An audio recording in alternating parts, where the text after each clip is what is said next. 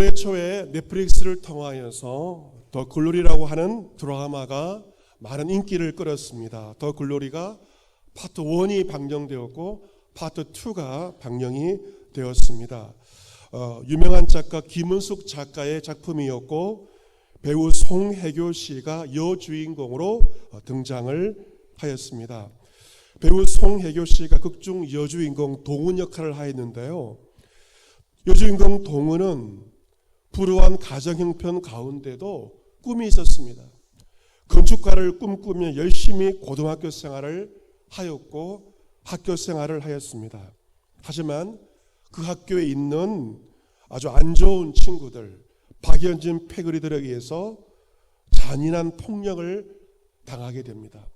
고데기로 팔을 찢기도 하고 말로 다 할 수 없는 잔인한 학교 폭력을 가합니다. 그리고 자신을 보호해줘야 될 어머니도 오히려 가해자 편에 서게 됩니다. 누구도 동훈이를 도와주지 않습니다. 학교도 가정도 동훈이 편이 아닙니다. 동훈이 어쩔 수 없이 자퇴를 하게 되죠.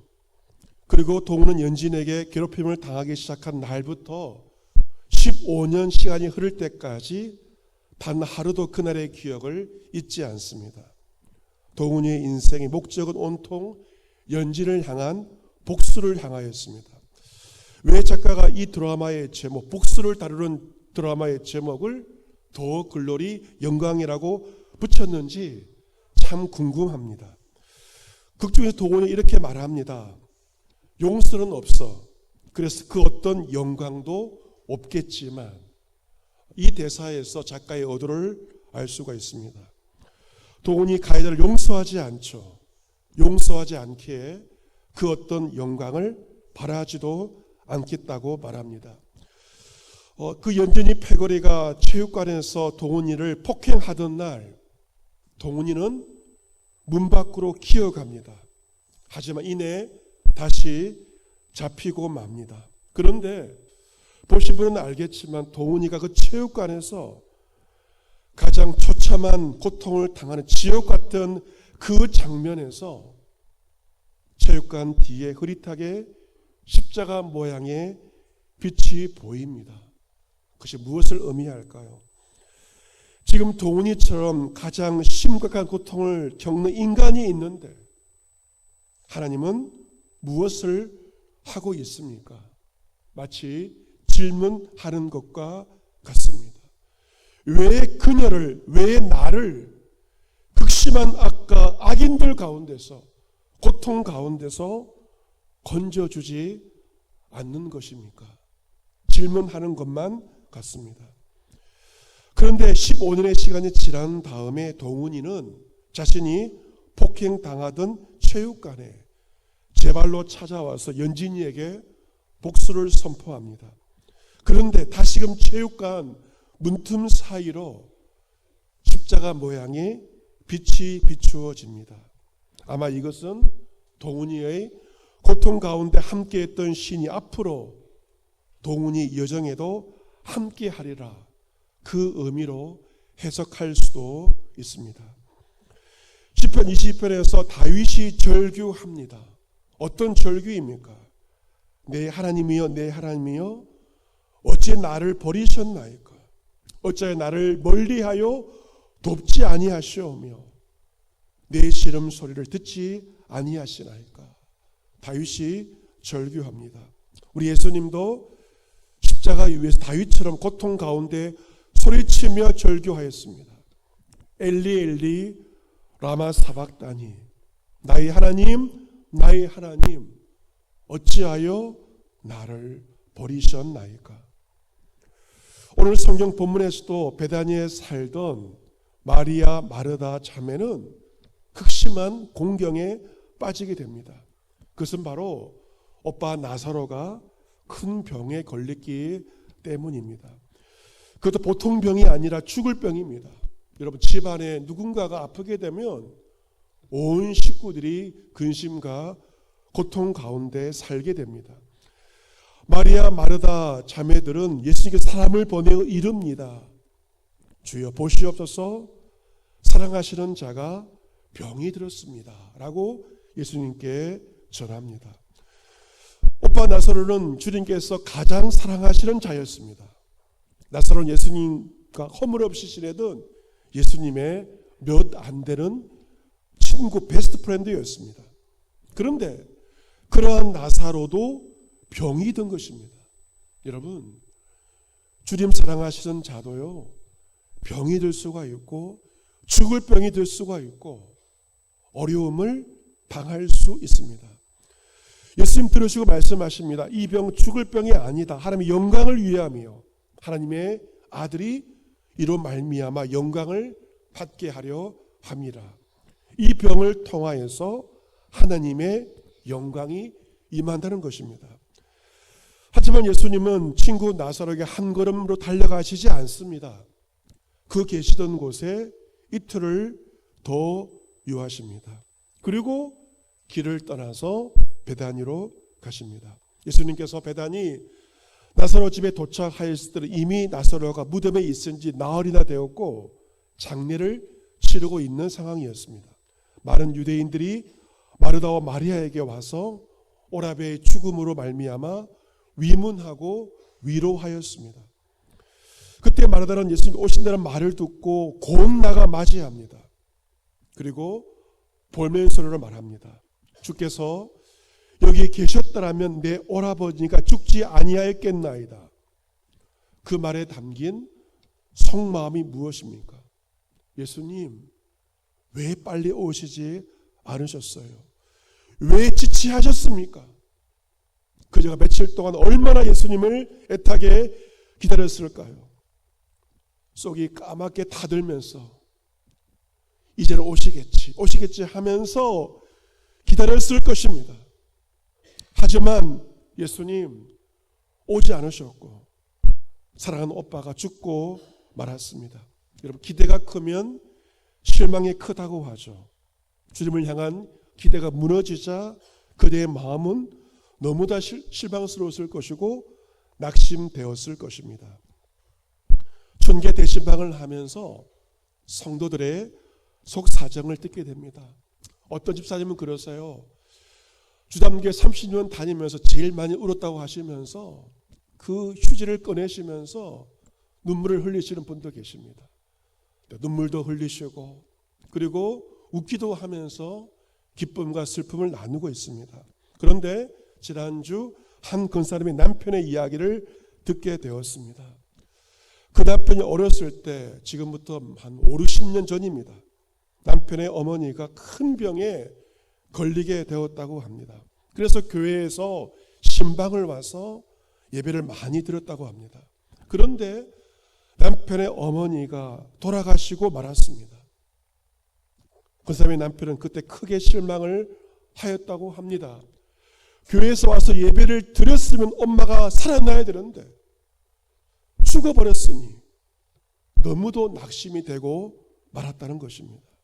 그런데 마르다는 더 실망하였을 것입니다. 왜냐하면 예수님께 제발 와서 기도해 달라고 신방해 달라고 요청하였지만 예수님은 아예 오시지도 않으셨기 때문입니다. 내가 가장 힘들 때 주님께서 오지 않으셨으니 섭섭한 마음이 얼마나 컸을지 짐작이 됩니다. 하지만 마르다는 예수님이 오셨을 때 주님에 대한 신뢰를 이렇게 고백합니다. 22절에 나는 이제라도 주께서 무엇이든지 하나님께 구하시는 것을 하나님이 주실 줄을 아나이다. 이제라도가 중요합니다. 주님이 지금 오셨기에 주님 무엇을 구하여도 하나님께서 주실 것을 마르다가 확신하였습니다. 예수님께서 말씀하시죠. 너희 오라비가 다시 살아나리라. 마르다가 말합니다. 마지막 날 부활 때 나의 오빠가 살아날 줄을 저는 알고 있습니다.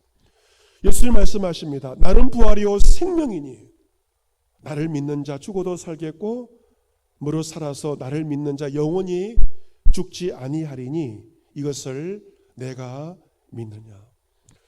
이 사순절 주간에 에고 에임이 예수님의 자기 계시를 묵상하고 있습니다. 예수님은 오늘 본문에서 자신이 누구이신지 5번째로 계시하십니다.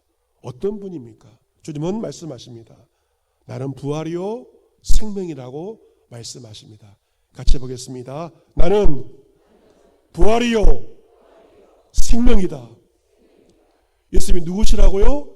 부활이요 생명이라고 예수님께서 친히 말씀하십니다. 나를 믿는 자 죽어도 살 것이다. 살아서 나를 믿는 자 영원히 죽지 아니하리라. 너의 오라비가 마지막 날 부활 때만이 아니라 지금 이 자리에서 살아날 것을 말씀하십니다. 내가 믿느냐? 이 부활은 전적으로 믿음의 영역임을 말씀하십니다. 죽은 지 나흘 되는 내 오라비 나사로가 마지막 날 부활 때가 아니라 지금 이 자리에서 살아날 것을 말씀하시며 내가 믿느냐? 마르다에게 믿음의 도전을 하고 있습니다. 이 마르다 믿음의 도전 앞에 자신의 믿음을 고백하죠. 본문 27절 우리 고백되기를 오늘 마음으로 크게 한번 같이 읽어보겠습니다. 27절 같이 읽습니다. 시작. 이르되 주여 그러하외다. 주는 그리스도시요 세상에 오시는 하나님의 아들이신 줄 내가 믿나이다. 아멘. 내가 믿습니다. 주가 그리스도이시며 구원자이시며 세상에 오시는 하나님의 아들이심을 내가 믿습니다. 나의 생각이 아니라 오직 믿음으로 마르다가 고백합니다. 예수님 마르다의 믿음을 확인하시고 나사로의 무덤으로 가십니다. 무덤은 굴이었고 돌로 막아져 있습니다. 주님께서 말씀하십니다. 돌을 옮겨 놓으라. 마르다가 어떻게 반응합니까? 주여 죽은 지가 나흘 되었음에 벌써 썩는 냄새가 납니다. 아무리 오빠여도 썩는 냄새가 진동해서 할 수가 없습니다. 예수님 그에게 말씀하십니다. 내 말이 내가 믿으면 하나님의 영광을 보리라 하지 아니하였느냐. 죽은 지 나흘 되는 썩는 냄새나는 현실을 바라보지 말고 그 죽은 자를 살릴 수 있는 부활이요 생명이신 나를 믿으라고 말씀하시고 나를 믿으면 하나님의 영광을 보게 될 것이 두 번째로 마르다에게 도전하십니다. 그 말씀을 듣고 마르다가 돌을 옮겨 놓습니다. 이것이 믿음입니다. 여러분 믿음이 무엇일까요? 믿습니다. 말만 하는 것은 믿음이 아닙니다. 믿음은 무엇일까? 주의 말씀을 듣고 돌을 옮겨 놓는 것이 바로 진정한 믿음입니다. 그러기에 믿음은 주상명사가 아니라 믿음은 동사 움직이는 것입니다. 여러분 돌을 옮기는 것은 마르다가 할 수 있는 일입니다. 주님은 우리에게 할 수 없는 일이 아니라 우리에게 할 수 있는 일을 명하십니다. 예수님은 무덤에 돌을 옮기는 마르다의 믿음을 보시고 눈을 들어 하늘을 우러러 보시고 말씀하십니다. 아버지, 내 말을 들으신 것을 감사하나이다. 항상 내 말을 들으신 줄 내가 알았나이다. 그러나 이 말씀 하옵는 것은 둘러서 무리를 위함이니 곧 아버지께서 나를 보내신 것을 그들로 믿게 하려 함이니이다. 이 기도를 하시고 큰 소리로 선포하십니다. 나사로야 나오라. 그러자 죽은 나사로가 수족을 배로 동인치로 나오는데 그 얼굴은 수건에 쌓였습니다. 할렐루야. 놀라운 주님의 영광이 주의 말씀을 통하여 나타나게 되었습니다. 예수님은 이러십니다. 풀어놓아 다니게 하라. 자유롭게 다니게 하라고 말씀하십니다. 여러분 마르다에게 오빠가 병이 들었을 때 그리고 오빠가 죽었을 때 언제 예수를 믿기가 어려웠을까요?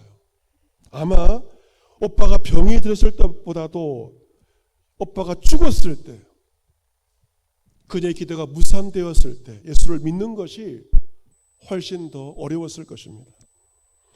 하지만 그녀가 믿음으로 나아갔을 때 그들은 마침내 주님의 부활의 영광을 보게 되었습니다. 여러분도 지난 한 주간 세상을 살아가면서 마음이 힘들고 마음이 낙심되었을 때도 있었을 것입니다. 왜 낙심되었을까요? 그것은 여러분의 기대가 채워지지 않았기 때문에 낙심되었을 것입니다. 주를 향한 기대가 채워지지 않았을 때, 부모를 향한 기대, 그리고 자식을 향한 기대와 남편과 아내를 향한 기대가 채워지지 않았을 때, 내 기대가 채워지지 않았을 때 여러분은 낙심하였을 것입니다. 성도들만 낙심하는 것은 아닙니다. 사실 목회자들도 낙심을 합니다. 미국의 최근 통계에 의하면 목회를 그만두고 싶은 목회자들의 수가 갈수록 급증하고 있다고 합니다. 미국 목회자 5명 가운데 2명은 최근 1년간 목회를 그만둘지 고민했다는 통계 결과가 나왔습니다. 미국 기독교 여론조사 기관인 바나그룹에 의하면 미국 목회자 584명을 조사해 보니 41%, 거의 반절에 가까운 목회자들이 지난 1년간 사역을 그만둘 것을 심각하게 고민했음이 통계에서 나왔습니다. 번아웃 증상입니다. 극도의 피로감을 호소하며 무기력해지는 증상입니다. 팬데믹의 여파로 외롭고 지쳐서 몸이 좋지 않다고 느끼는 목회자들이 증가했는데 미국만이 아니라 한국의 목회자도 예외가 아닐 것입니다. 여러분, 믿음이 정말 무엇일까요? 믿음은 나의 기대가 무너질 때, 나의 소망에 채워지지 않고 낙심될 때, 그때 주의 말씀을 듣고 주님을 믿는 것이 진정한 성경적인 믿음입니다. 십자가 더 이상 내려갈 수 없는 가장 밑바닥에서 부활의 영광은 임하였습니다. 주님의 영광 언제 임하는가? 나의 기대가 채워지지 않는 가장 밑바닥에서 우리는 진정한 희망을 발견할 수가 있습니다. 더 글로리 드라마에서 건축가를 꿈꾸고 공부하던 동훈이에게 원치 않았던 학교 폭력이 임하지 않습니까? 행복한 학교 생활을 기대하고 학교 생활을 시작하지만 학교 생활에서 우리 자녀들이 어려움을 당하기도 하고 때로 학교 폭력도 당하는 것이 현실입니다. 어렵게 들어간 직장에서 갑질을 당할 수도 있습니다. 직장 생활 그만두고 싶을 때가 많을 것입니다. 자영업 하는 성도들 이제는 그만둬야 되나 그 고민 가운데 지난 한 주간을 보냈을 수도 있습니다. 오랫동안 나의 간절한 기도 왜 주님 응답하지 않습니까? 낙심이 되고 속이 상하기도 합니다. 그런데 진정한 믿음은 그 좌절의 자리에서 다시금 주님을 의지하는 것입니다. 여러분 가운데 지금 아무것도 하기 싫은 분들이 많을 겁니다. 예배도 드리기 싫고 봉사는 더더욱 하기 싫고 손가락도 꼼짝하기 싫은 성도가 있을 것입니다. 그런데 주님은 우리에게 무엇을 말씀하십니까? 돌문을 옮겨 놓으라 말씀하십니다. 내가 할 수 있는 것을 명하시죠. 여러분이 할 수 있는 그 작은 일을 감당할 때 주님의 크신 역사가 여러분 가운데 일어나게 될 것입니다. 믿음의 역사 주의 영광은 우리가 해야 할 그 일을 감당할 때 주님의 영광이 우리에게 임한다는 것입니다. 예배 드리러 주일날 교회 오는 것도 믿음이 없이는 불가능합니다. 새벽에 피곤하지만 기도하러 집에서 교회까지 오는 것이 믿음입니다. 전교인 성의 릴레이 기도회 일주일에 1시간 시간을 15주 지키는 것 믿음입니다. 어려운 형편에서도 주님께 드리는 것, 헌금을 드리는 것 역시 내가 할 수 있는 믿음의 행위입니다. 여러분의 믿음의 통장이 어떻습니까? 어떤 사람들은 통장을 통장이라고 합니다. 월급 들어오면 다 빠져나가죠. 믿음의 통장을 점검하십시오. 내 믿음의 통장이 되지 않았는지, 마이너스가 되지 않았는지 믿음의 통장을 점검하시기를 바랍니다. 사도들이 예수님께 간구합니다. 우리의 믿음을 도와소서. 주님께서 말씀하십니다. 그 자신 하늘만한 믿음이 있었더라면 뽕나무대로 뿌리가 뽑혀 바다에 심기어라 하였을 것이요 그것이 너에게 순종하였으리라. 그래서 하늘의 같은 작은 믿음에도 뽕나무가 옮겨지는 역사가 일어난다는 것입니다. 작은 믿음에도 큰 역사가 일어나게 됩니다. 이 사순절 주간에 여러분의 믿음이 부활하시기를 축복합니다. 믿음의 부활, 여러분의 믿음으로 주의 영광을 보시기를 바랍니다. 나의 기대가 무너진 절망적인 상황 가운데도 부활이요 생명이신 예수 그리스도를 믿음으로 주님이 행하시는 그 부활의 영광을 눈으로 목도할 수 있는 이런 모두가 될 수 있기를 부활이요 생명이신 예수 그리스도의 이름으로 축복합니다. 아멘.